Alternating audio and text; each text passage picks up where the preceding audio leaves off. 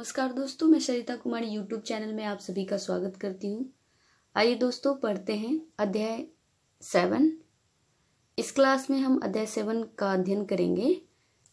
इस चैप्टर का नाम है बुद्धि निर्माण एवं बहुआयामी बुद्धि, construction of intelligence and multi dimensional intelligence. तो दोस्तों इस construction of intelligence and multi dimensional intelligence के अंतर्गत हम लोग क्या क्या चीज़ का अध्ययन करेंगे। किसी भी चैप्टर को पढ़ने से पहले हमें ये पता होना चाहिए कि इसमें हम क्या क्या चीज़ का अध्ययन करेंगे। तो जानते हैं कि बुद्धि निर्माण एवं बहुआयामी बुद्धि में वाले चैप्टर में हम क्या क्या चीज़ पढ़ेंगे। तो सबसे पहले तो किसी भी चीज़ का परिचय एवं उसकी परिभाषा क्या है, इसके बारे में जानना जरूरी होता है। तो हम यहाँ पर यही जानेंगे कि बुद्धि की परिभाषा एवं उसका परिचय क्या है, सिद्धांत क्या है, बुद्धि के कौन कौन से सिद्धांत हैं। नेक्स्ट बहुआयामी बुद्धि का परिचय क्या है, यानी बहुआयामी बुद्धि के बारे में भी ये अध्ययन करेंगे इस चैप्टर में। मानसिक आयु एवं बुद्धि परीक्षण कौन कौन से हैं, मतलब मानसिक आयु एवं बुद्धि परीक्षण क्या है, इसके बारे में अध्ययन करेंगे। और शिक्षा के क्षेत्र में बुद्धि परीक्षणों का क्या महत्व है, ये भी हम इसी चैप्टर में पढ़ेंगे। तो चलिए दोस्तों स्टार्ट करते हैं विस्तार से कि बुद्धि जो है क्या है एवं उसका परिचय क्या है। बुद्धि यानी इंटेलिजेंस, बुद्धि वह शक्ति है जो किसी भी परिस्थिति में समायोजन करने की क्षमता प्रदान करती है। बुद्धि के विकास में वंशानुक्रम एवं वातावरण दोनों का प्रभाव पड़ता है।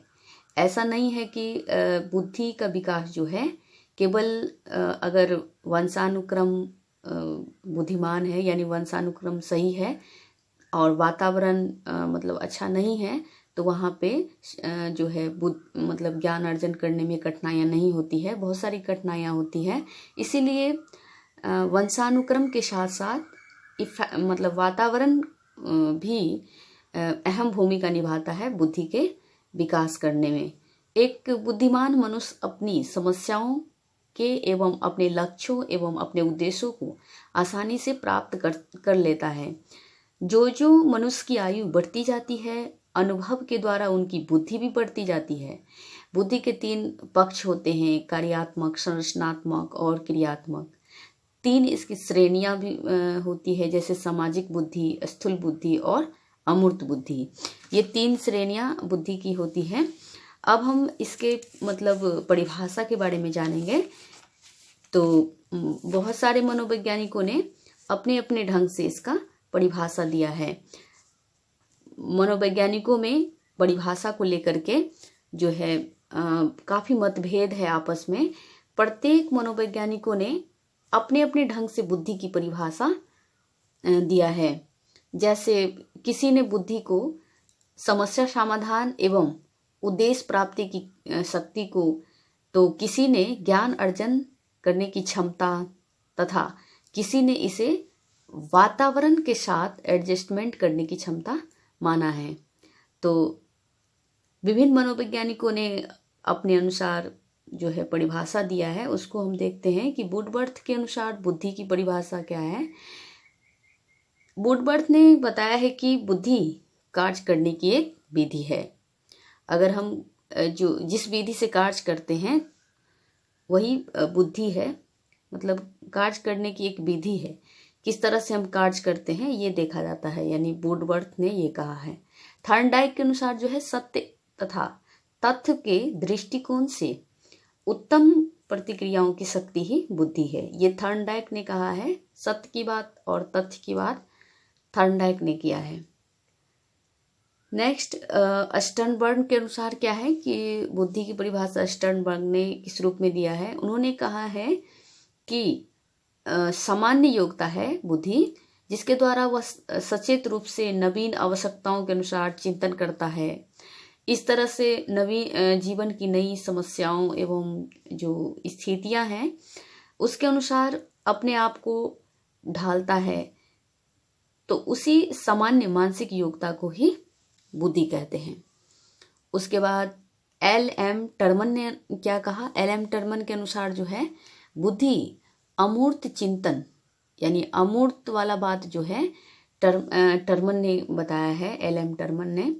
उन्होंने कहा कि अमूर्त विचारों के संदर्भ में अगर हम सोचते हैं, यानी अमूर्त रूप से सोचते हैं, तो वही बुद्धि है।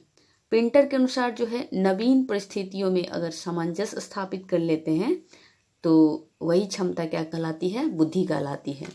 इस तरह से बहुत सारे मनोवैज्ञानिक और हैं जिन्होंने अपने अपने अनुसार बुद्धि की परिभाषा को परिभाषित किया है।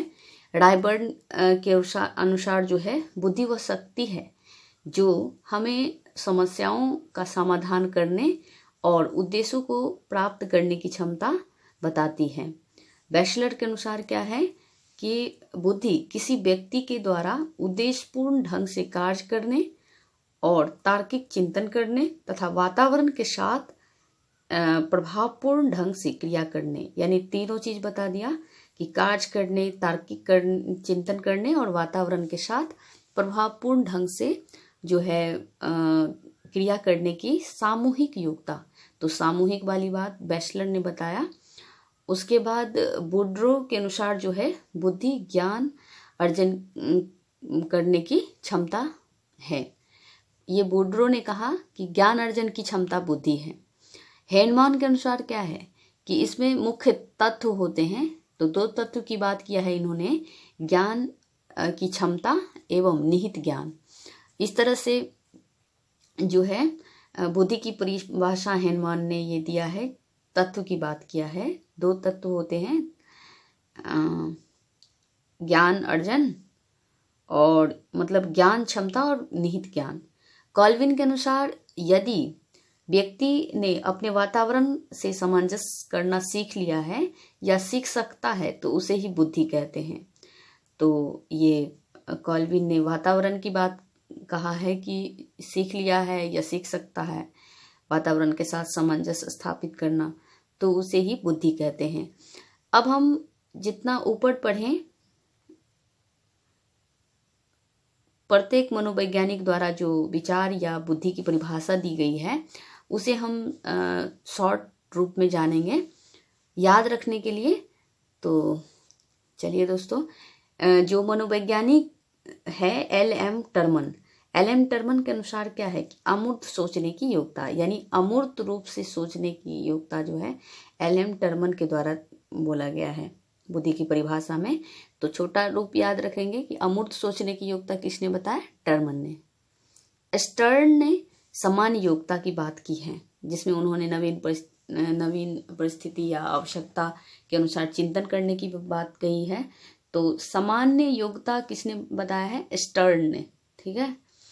और पिंटर ने नवीन परिस्थितियों से सामंजस्य स्थापित करने, तो इसको ऐसे याद रख लेंगे, पिंटर जो है, पिंटर को हम प्रिंटर समझ लेंगे और वो नया है, तो इस तरह से याद हो जाएगा कि पिंटर ने क्या बात कहा है, नवीन परिस्थिति से सामंजस्य अगर हम स्थापित करते हैं तो वही बुद्धि है। और रायबर्न के अनुसार जो है, रायबर्न समस्या समाधान एवं लक्ष्य की प्राप्ति ही बुद्धि है। अब देखिए यहाँ पे इसको भी किस तरह से याद रखेंगे। रायबर्न ने अपना राय दिया है, क्या राय दिया? समस्या समाधान की और लक्ष्य प्राप्ति की राय दिया। तो इस तरह से ये याद हो जाएगा। बैचलर के अनुसार जो है सामूहिक योग्यता ही बुद्धि है। अब इसको थोड़ा सा ट्रिक लगा लेते हैं याद रखने के लिए। सामूहिक योग्यता की बात किया, यानी बैचलर मतलब चलिए हम बैठते हैं समूह में, तो इस तरह से याद हो जाएगा बैचलर सामूहिक योग्यता। वुडवर्थ कार्य करने की एक विधि वुडवर्थ ने बताया है, ये बहुत इंपॉर्टेंट है। वुडवर्थ ने क्या बताया? कार्य करने की एक विधि। वुड्रो ने बताया ज्ञान अर्जन की क्षमता। तो देखिए यहाँ पे ये याद रखना है, वुडवर्थ की बात आएगा तो कार्य करने की विधि, और वुड्रो दोनों वू से स्टार्ट है। वुड्रो की बात आएगा तो ज्ञान अर्जन की क्षमता। हेनवान ने क्या कहा कि मुख्य तत्व की बात किया है। हेनमान ने मुख्य तत्व, जिसमें दो तत्व ज्ञान क्षमता और निहित ज्ञान, इस तरह से याद रह जाएगा, 2-3 बार देख लेंगे तो। थर्नडाइक ने क्या कहा कि सत्य और तथ्य की दृष्टिकोण से उत्तम प्रतिक्रिया की शक्ति ही बुद्धि है, ये थॉर्नडाइक ने कहा है। कॉल्विन के अनुसार जो है, यानी थॉर्नडाइक जो है ना सत्यता की बात की है, याद रखना है शॉर्ट में। कॉल्विन ने वातावरण के साथ सामंजस्य स्थापित करने की बात की है। तो इस तरह से हम याद रख लेंगे, कुछ ट्रिक के माध्यम से, कुछ दिमाग में रखेंगे, बार बार देखने से याद हो जाएगा।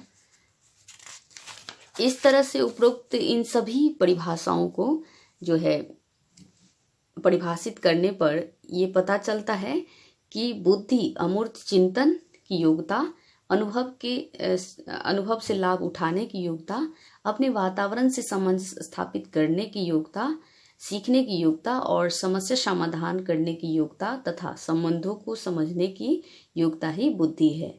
इस तरह से आज का ये क्लास यहाँ पे मतलब मैं एंड कर रही हूँ, मतलब यहाँ पर छोड़ रही हूँ। अभी इसमें नेक्स्ट क्लास में हम पढ़ेंगे बुद्धि के क्या सिद्धांत हैं, कितने सिद्धांत हैं। तो सिद्धांत काफ़ी लंबा है, 2 पार्ट में हम पढ़ेंगे बुद्धि के सिद्धांत के बारे में, 3 पार्ट में भी जा सकता है, बुद्धि का सिद्धांत बहुत लंबा है। तो इस तरह से दोस्तों, अगर आप लोगों को अच्छा लगता है तो लाइक, सब्सक्राइब, कमेंट, शेयर जरूर करें, ताकि मैं आप लोगों के लिए इसे भी बेहतरीन ढंग से पढ़ाने का प्रयास करूँगी। नमस्कार, जय हिंद, जय भारत।